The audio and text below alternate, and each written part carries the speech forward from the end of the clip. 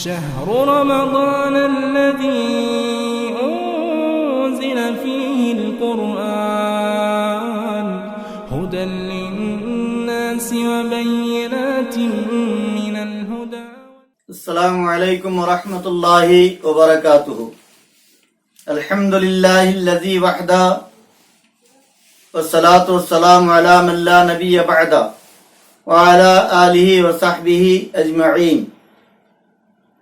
محترم ناظرین کرام، حسب عادت ہم آپ کو اسلام اور خدمت خلق اس مضمون کے اختتام پر ایک ایسی جامع دعا بتلائیں گے کہ جس کے ذریعے سے اللہ تعالیٰ تمام مخلوقات کو روزی عطا کرتا ہے اور جو تمام مخلوقات کی نماز ہے. آج کا ہمارا موضوع اسلام اور خدمت خلق ہے. خدمت خلق ایک جامع لفظ ہے جو بہت وسیع مفہوم میں اپنے اندر رکھتا ہے.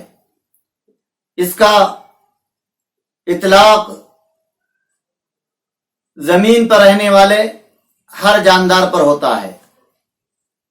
قرآن مجید میں جگہ جگہ خدمت خلق کی تعلیم دی گئی ہے.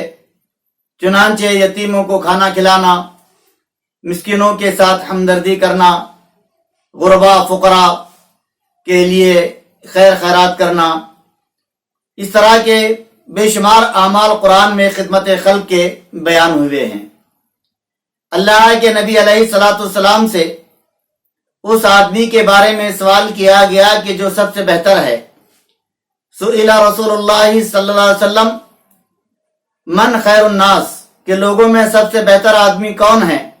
آپ علیہ السلام نے فرمایا کہ وہ آدمی جو لوگوں کو سب سے زیادہ نفع دینے والا ہے. اس حدیث کو سلسلۃ الصحیحہ میں علامہ البانی نے نقل کیا، حدیث نمبر 789. اسلام اللہ تعالیٰ کا پسندیدہ وہ دین ہے کہ اس دین میں سب سے زیادہ بہتر انسان اس کو کہا گیا ہے جو لوگوں کے ساتھ اچھا معاملہ روا رکھتا ہو اور ان کے لیے زیادہ سے زیادہ فائدہ مند ثابت ہو. خدمت خلق کا دائرہ انتہائی وسیع ہے. کسی کو نفع پہنچانا اسلامی تعلیمات کی روح اور اس کی تعلیمات کی ایک جان ہے. ایک سچے مسلمان کی نشانی یہ ہوتی ہے کہ وہ اللہ کے مخلوق کے لیے سراپا مفید ہوتا ہے اور یہ مخلوقات الہی کے لیے سراپا رحمت بنتا ہے. آپ نے فرمایا جو رحم کرتا اس پر رحم کیا جاتا ہے.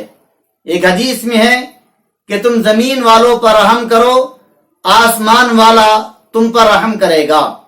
آپ صلی اللہ علیہ وسلم نے اس عورت کو جہنمی قرار دیا کہ جس نے ایک بلی پال رکھی تھی اور اس کو باندھ رکھا تھا. اپنی بخالت کی وجہ سے نہ تو اس کو کچھ کھلاتی تھی اور نہ اس کو کھلا چھوڑتی کہ وہ چر پھر کر کیڑے مکوڑے کھا کر اپنا پیٹ بھرے. اسی طرح سے بندے بندے وہ بلی مر گئی تو آپ نے فرمایا کہ وہ عورت جہنمی ہے. اور اس بدکار عورت کو کہ جس نے ایک پیاسے کتے کو پانی پلایا تھا آپ نے جنتی قرار دیا. اسی طریقے پر خدمت خلق ایک عظیم اور اعلیٰ صفت انسانی ہے.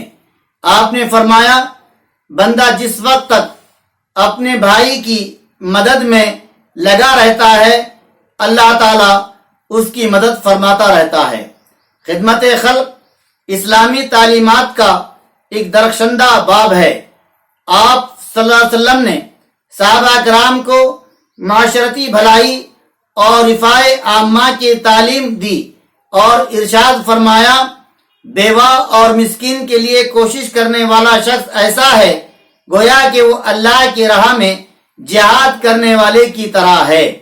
اور ایک حدیث میں یوں بھی ہے کہ وہ رات تمام نماز پڑھنے والے اور دن تمام روزہ رکھنے والوں کی طرح ہے اور اس کی شب بیداری اور دائمی روزدار کی طرح اس کو اجر دیا جاتا ہے. آپ صلی اللہ علیہ وسلم سے اسلام کے بہترین اعمال کے بارے میں سوال کیا گیا تو آپ نے ارشاد فرمایا کہ بھوکے کو کھانا کھلانا اور ہر جانے انجانے آدمی کو سلام کرنا ہے۔ انسانی خدمت میں یہ بھی شامل ہے کہ قیدی کو چھڑایا جائے، بھوکے کو کھانا کھلایا جائے اور بیمار کی عیادت کی جائے۔ آپ صلی اللہ علیہ وسلم نے فرمایا تم میں سے بہترین شخص وہ ہے جو لوگوں کو کھانا کھلائے۔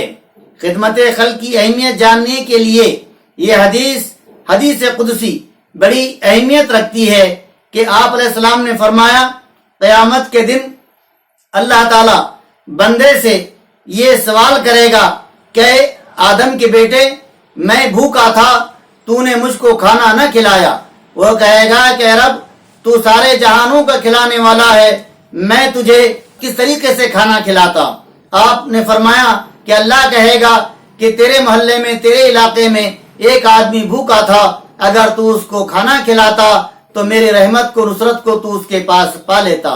پھر دوسرے سے پوچھے گا کہ میں پیاسا تھا تو نے مجھ کو پانی نہ پلایا۔ وہ کہے گا رب تعالیٰ تو سارے جہانوں کو پلانے والا ہے، میں تجھے پانی کیسے پلاتا؟ اللہ یاد دلائے گا کہ فلاں آدمی فلاں وقت تیرے پاس پیاس آیا لیکن تو نے اس کی پیاس نہ بجھائی، اگر تو اس کو پانی پلاتا تو مجھ کو وہیں پہ پا لیتا۔ اور ایک آدمی سے کہے گا کہ میں بیمار تھا تو نے میری عیادت نہ کی۔ وہ کہے گا پروردگارا تو سب کو شفا دینے والا ہے، تو کیوں کر بیمار ہو سکتا ہے؟ اللہ کہے گا کہ فلاں آدمی تیری زندگی میں بیمار رہا لیکن تو نے اس کی تیمارداری نہ کی، اگر تو اس کی تیمارداری کرتا تو مجھ کو اسی کے پاس تو پا لیتا۔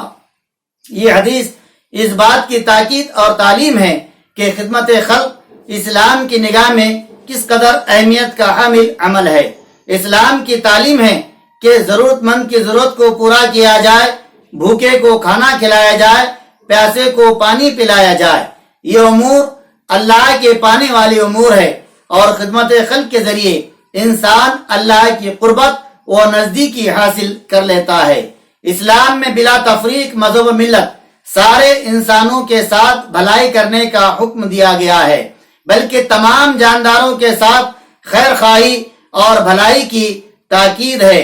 اللہ کے پسندیدہ اعمال میں بہترین عمل جو ہے وہ خدمت خلق ہے۔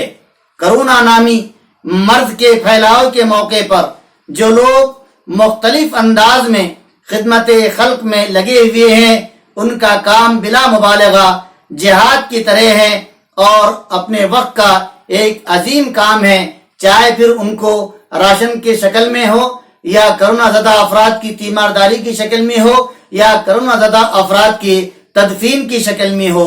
بہرحال یہ کام وقت کا تقاضا ہے اور بہت اہم ہے۔ دعا ہے کہ اللہ تعالی جہاں کہیں بھی جو لوگ بھی کرونا کے اس مرض کے مصیبت کے وقت میں انسانیت کے کام آ رہے ہیں، ان کی خدمت کر رہے ہیں، اللہ تعالیٰ ان کی خدمات کو قبول فرمائے۔ اللہ انہیں ہر قسم کے شر سے، مرض سے، تکلیف سے، مصیبت سے محفوظ رکھے۔ اللہ ان کی جان اور مال میں برکت دے۔ اللہ دین و دنیا کا انہیں نفع اور فائدہ پہنچائے۔ آمین یا رب العالمین۔ حسب وعدہ ہم نے ایک دعا آپ کو بتانے کی بات کہی تھی کہ ایک ایسی جامع دعا ہے کہ یہ ہر مخلوق کی نماز ہے اور اسی کے ذریعے سے اللہ پاک تمام مخلوقات کو روزی عطا فرماتا ہے۔ وہ دعا ہے سبحان اللہ و بحمدہ، سبحان اللہ و بحمدہ، سبحان اللہ و بحمدہ۔ صبح و شام ہر وقت چلتے پھرتے کثرت کے ساتھ اس دعا کو جو بندہ پڑھے گا تو اللہ کے نزدیک اس کے لیے بے شمار نیکیاں بھی ہوں گی، اس کو روزی بھی دی جائے گی اور دی گئی روزی میں اس کے برکتیں عطا ہوں گی۔ دعا ہے اللہ تعالی ہم تمام کو اللہ کے نبی علیہ الصلوۃ والسلام کی مسنون و مرفوع دعا پہ عمل کرنے والا بنائے۔ آمین یا رب العالمین۔